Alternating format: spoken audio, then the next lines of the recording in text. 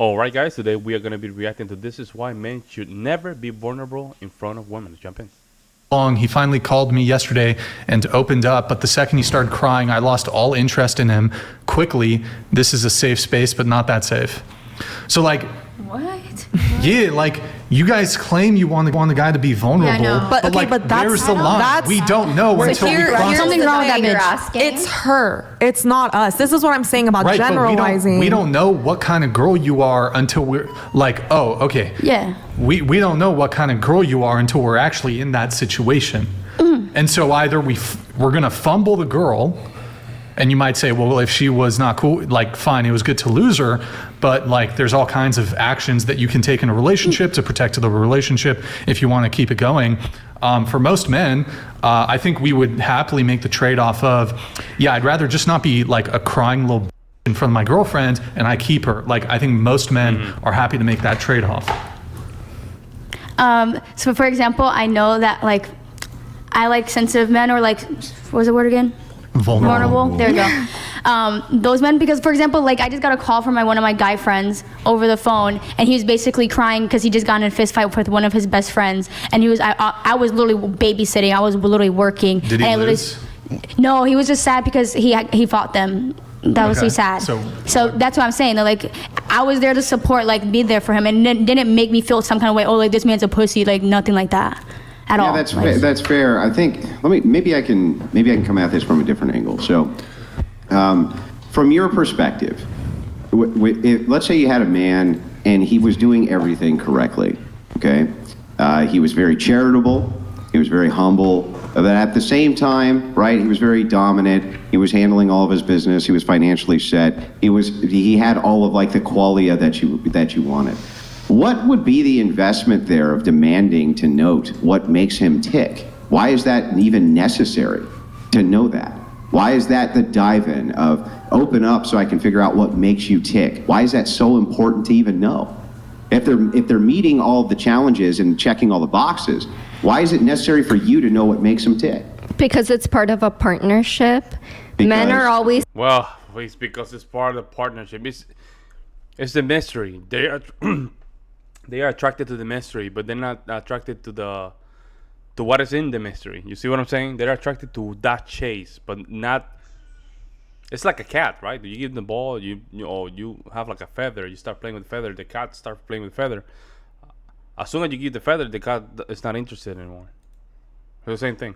So, okay, let me tell you this. Men are always so... I'm not asking you. Hang on. Let me answer. Why do you always have to say something? Yeah, you can answer, but can Okay, so men are always... to answer? Men are always concerned about, body count, which is in the past. So why can't women be concerned about their life, the way they grew up? It's good to know about childhood. It's good to know about the way you were raised. Okay, I get it. But the thing is, he's already doing all the right things. He's already checking all the boxes. Okay, here, hold on. Hang on. The only thing I can assume is that the reason you're demanding that he open up to you and be vulnerable, even though he's doing everything else right, is because you want information. Yeah. And you want it. I don't know why you want it, right?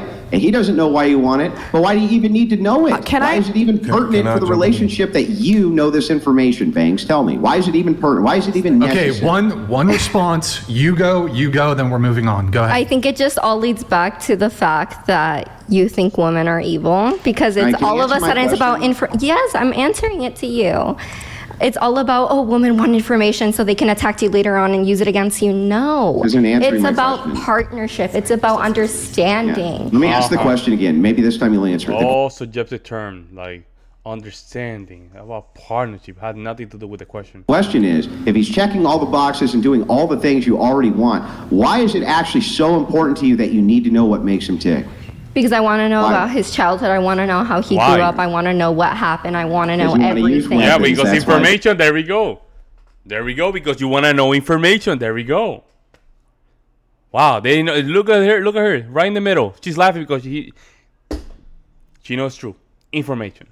Thanks, because you want No. weapons. Go ahead. Go ahead. You Okay. idiot. I agree with what she said. I think there is no such thing as a perfect relationship, whether that's with your significant other or with your friend. Therefore, fights will occur in your marriage or in your relationship. There's no such thing as a no fighting relationship.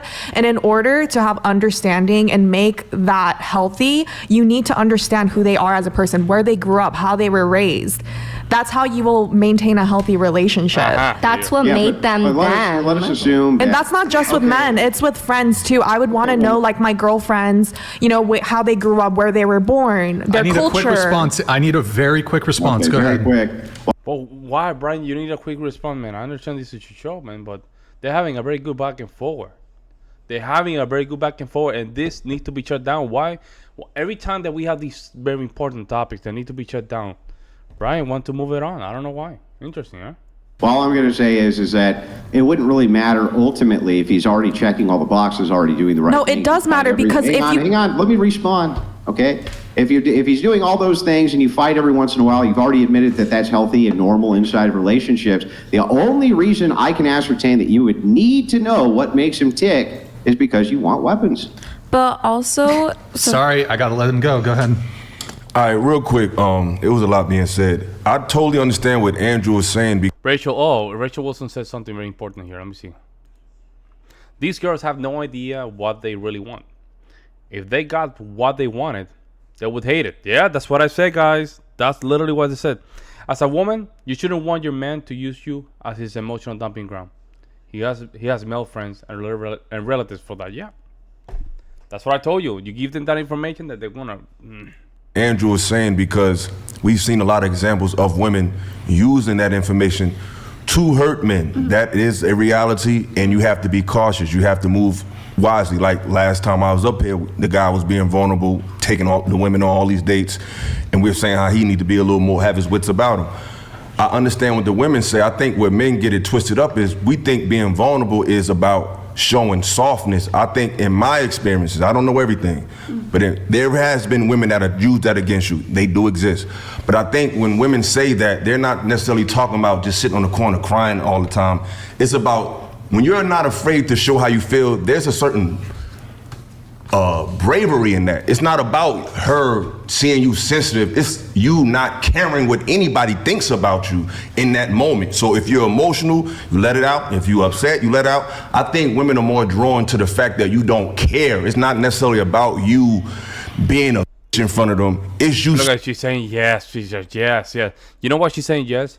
Because he's going against what Andrew's trying to point. You see what I'm saying? He's going a different tangent. But she's agreeing because it's convenient to use another man to fight. It's convenient for women to use men to fight their own wars, you know? So confident in yourself as a man that I don't care who here. I'll cry because I'm mad as hell, not because I'm a. It's because this is how I feel and I'm gonna let it out, and I don't care who thinks. I think a lot of women are drawn to that aspect of it, not necessarily because, oh, you're soft. Because, like, for example, I had one of my exes. I was vulnerable to her about things I went through with my daughter's mother. So women can use it against you to hurt you or help, just like a man. He could say, okay, you went through a lot of things, I could throw that in your face.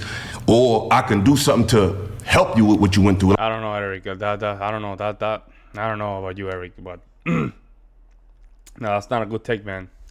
That's not a good take, because now you're going to the egalitarian argument, right? I don't know. They can use it for good things. They can use it for bad things. So again, we go to nowhere with these kind of arguments. Like my ex, for example, based on what I went through with my daughter's mother, she made me a collage of moments of me and my daughter and like little quotes. Like, hey, no matter who sleeps on you, you're still a good person. Like, she used that weakness that I gave her, that vulnerability, and gave me something to give me confidence in that area. So I think the problem on both sides in today's conversations is use too much extremism. Like I said, Eric, I don't think you understand what's going on here. It's not only women. It's called something called feminism. That's infiltrated everything, almost everything, right? Now what you're doing is you're literally fighting the woman's battle right now. See, you don't notice, but you're fighting their battle, because right now what you're doing is you're bringing the conversation back to zero. Both sides of the aisle. There's no aisles here, man. There's no both sides of the aisles. There's no both side of the aisle. There's arguments that need to be destroyed, need to be confronted. Now we back to zero. We're back to 5 episodes. we didn't move the needle. Last week, when you're dealing with relationships, there takes a certain level of vulnerability on both sides, and information can be used to hurt you, but can also be used to help you. It's about the type of person you're dating. But I understand what Andrew's saying, but I understand what the women's saying too. Okay. Thank you. You're gonna go. You need to be better disciplined though with the insults, okay? Andrew is very gracious. He didn't called me fat. Earlier in the conversation, you just called him an idiot. You need to lower both of you, but mostly you, lower the temperature. Okay, I'm sorry. All right, you go, and then Andrew, final word, and then we're gonna move on. Go ahead. In relationships, when you also show that vulnerable side, like he was saying, it could also better the relationship. Like if I was dating someone and they said, I don't like when you do this because it makes me feel like the relationship isn't stronger, it just makes me feel bad, that showing your vulnerability can better the relationship. So it's, Okay. sorry, Sure. it's better to show vulnerability. Okay. Yeah, just like adding on to what she said, like my dad was a very crazy guy growing up. He was very authoritative, very, I don't know, but when he started opening up to me as I got older on his childhood and how he grew up and, you know, all this stuff, it gave me better understanding and I had less anger towards him.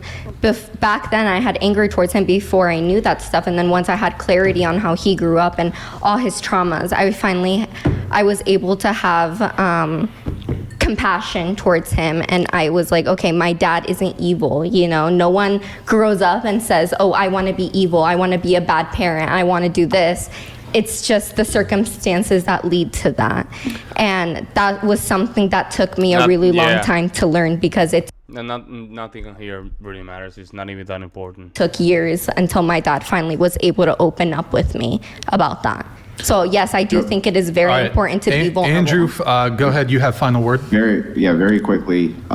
So I think that you can have very deep emotional connections with people, regardless of if they open up to you as a traumatic dumping ground one way or the other. Notice that it's women who are always requesting this, not men.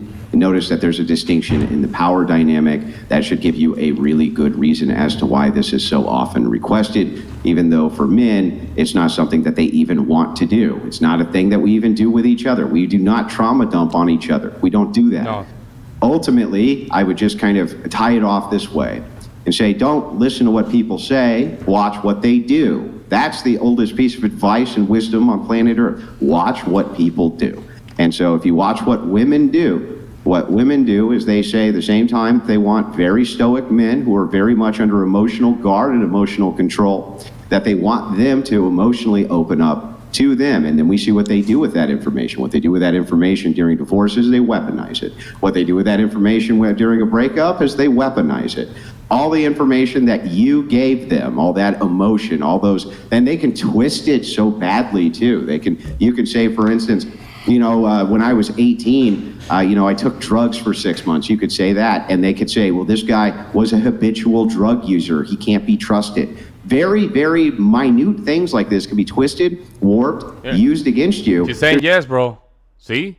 German girl with a German hat is saying yes. I don't even think she'd recognize that. I'm telling you guys, do not open yourself emotionally like this to females. Especially with females like this, they will destroy you. They'll destroy you, man. They will literally destroy you. They will lose respect. There's actually no good reason for you to give this information and these fears up. You don't actually need to do that. It's not good or healthy, and it is not going to negate a strong emotional connection. It's not going to do that. So that's what I would say. Real quick though, Andrew, I got to keep it a buck. Like, when I said that last time you was here, you didn't agree. We were talking about the dude and how he was being green with the woman. I said, you got to pay attention to what the women do. And you was like, well, we're blaming the woman by saying that, but you saying the same thing right now. No, it's the opposite. I thought you were too hard on the kid, not the woman. No, I know. I thought the woman needed to be harder. You need to be harder on her. But you just said out your own mouth that you got to look at what a woman does and not what she says. That's the argument I used last time I was on the show, because he was going by what the woman was saying. outside of her actions. Yeah. He was looking at the actions of her actions was not saying I want to be with you. It was saying I just want to show up and eat with you. And that's what I said to them. But this week you're saying that. But just to make a long story short, that kid was naive. There's no doubt he was naive. Neither one a lot of people are naive. But the thing is, you need to have mentors as men so that they can show you. Absolutely. And I'm not one of them, but there are men out there who mentor younger men. Absolutely. And real quick, I'm just say this. Everybody's different because what you said, I don't necessarily agree with that. Like based on how I grew up. No, man. Bro, come on, man. No, Eric's not getting it, man. Eric's not getting it. Eric, if you become vulnerable, the vulnerability that these females, I don't think he understands what kind of vulnerability these females are talking about. These females are talking about how do you feel about when your first puppy died and you were crying a lot. How do you feel this? What's your biggest fear? All these kind of deeper, kind of weird, like skeletons in your closet. That's what they're referring to, guys. That's what they're referring to. They're not referring to if your dad died. It's understandable. You're vulnerable there. You have to cry. But I don't know what Eric's saying there. They're like, the argument that he's bringing from the last episode is that the female was doing wrong. She did wrong, and we have to hold her accountable. But notice how he's always just a little bit hesitant to hold some of these females accountable, and I wonder why. A lot of my friends, we had to be lean on each other. We had, like, I talked to my man called me the other day. I got a lot of friends that called me like, yo, bro, I'm tired of these kids, man. I'm like, I don't know, my wife is stressing me out, so sometimes I just feel like giving up. Dudes speak to each other like that, and I think that's not trauma dumping, bro. Your friends aren't calling you up and telling you. That's exactly what it is. You're telling, bro, my man. That's complaining. That's a difference. That's semantics. It's that's semantics. Whenever someone's calling. No, bro. No, Eric. That's not semantic, man. The reason men call each other is to make sure we can pick ourselves up. Tell each other, don't worry, you got this. Move forward. And you don't use those kind of conversations our advantage. We don't use that. In the case of females, they do. You're now you're making the argument that males and females are equal. You know what I'm saying? Like, you about that's your opinion. I'm not gonna try to change your mind. But whenever someone calls you in a vulnerable state about what they're going through, insecurity about themselves, I don't know if I can make it, I don't know if I got the money, I don't know if my wife, those are vulnerable moments that men share amongst each other as well. So like I said last time, we can't speak from just our point of view because everybody's not like us, and how you grow up and how you behave determines how you deal with emotional situations. Maybe the way you grew up, you had a strong mother, you had a strong father, y'all had a certain regiment where emotions wasn't required for you to cope. But certain people don't grow up with those structural environments. Now he's assuming Andrew's bring up. We know that Andrew's past was very rough, man. He had a very rough childhood, right? But he's assuming. He's already assuming. See, now he's personalizing the argument. Family, so they have to become vulnerable just to create relationships in their own life because they don't have that type of family. So when we try to paint everything with a broad brush, I don't think no one gains from that. I think it just becomes I would just say that having male friends who you have a lot of history with, and you guys have a deep trust factor, and you also understand the force dynamic there as well. There's a force dynamic even between friends. If he goes out and slanders you, things like that, what happens? He gets beat up. That's what happens. Mm-hmm. So when you're talking about interpersonal dynamics with men, and even the way that men complain to each other, totally different than the idea of trying to dive into the deepest, darkest recesses of your brain so that you can trauma dump. And that's what's actually being requested with emotional vulnerability, is that you give up, in a sense, a lot of your sovereignty by doing that. And I don't really see what the gain here is. If you're saying my best friend who I grew up with calls me and he talks to me about interpersonal things, you still have a force dynamic in play there. You can still do something, and he could do something back to you if you were to weaponize that. You don't have that with women, dude. That is not theirs. But I think what you think, you just have to be better at it than they do. But I think what you're explaining as emotional vulnerability is not what everybody's talking about. I think like I said, in my opinion, what it is, it's not necessarily just telling your girl everything It's the fact. Yo, but see, you're not understanding what they're talking about. They're talking about the deepest fears, the deepest thing that when crying after going to work, crying, stuff like that, bro, that'll put you in a bad place. No, you can't do that, man. You can't do that. And you said it yourself. It's your ex. It's your ex for a reason. Fact that you don't care about how you're viewed in that moment because you're so secure within yourself. It's not Nah. See, now she's agreeing with her. Yeah. See, keep saying it. About impressing her or making her look at you a different way. It's about saying, I don't care what you think as my woman. So in other words, if I'm talking to a woman, why do you care if she wants you to be emotionally vulnerable? It ain't because it's not about her. It's about me. I don't care who. I'm just talking about me personally. Okay. No matter who I'm around, if I feel a way about something, I'm going to let it out because I'm confident enough in myself to, if someone wants to judge me because I'm letting a vulnerable moment happen, that doesn't take away from me. And I think when men go into a situation, or women go into a situation saying, well, I don't want to show my true self because this person can take something away from me, that shows insecurity within themselves, in my opinion. Well, I think the opposite. I think that emotional control is part of getting rid of the passions, and that men are completely inundated, way more than they ever should be in modernity, with the passions. And you're a Christian. Under Christian ethics, you know the heart's a liar. And because the heart's a liar, you have to make the heart work for you, not be enslaved by the heart. And so the thing is, I don't think it's a good idea to give in to the passions. I don't think it's a good idea to be overly emotional with either men or women. I do think it's nice to have confidants who are very close friends, but I think even then, you should be somewhat guarded. And ultimately, that's how men survive with each other. We have to survive that way with each other. I agree with that. You can't tell your friend. Like here, let me give you an example, right? Let's say you have a close friend of yours, or that you grew up with. Yo, this Brian, man. Brian, sometimes, man, I'm telling you, Brian, man, you have a good job, or sometimes, bro. I'm gonna keep it PG here, but sometimes this is a very good exchange, guys. This is very good. This is gold exchange. You just want to move it on. When Andrew's about to just dunk, that ball on the basket, he just want to move it on. I just don't get it. Something like that. Let's say the night before you had a dream that a dude did stuff with you. Are you going to tell him about that shit? No, you're not going to tell him about that. That's a crazy example, though. It's true.